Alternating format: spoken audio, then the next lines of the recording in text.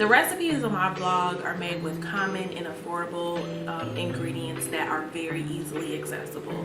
You can buy them at your local grocer.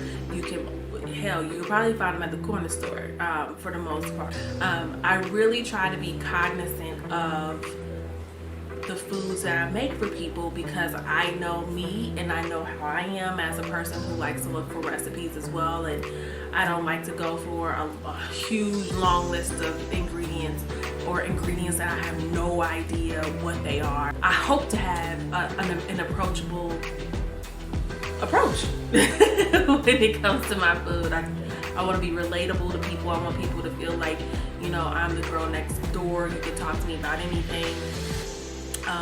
I share my life with you, my qualms with parenting, you know, and sometimes marriage. So, you know, I'm just a normal, average working mom, like most people. So thank you for visiting my blog, and I really, really hope you enjoy it and stick around.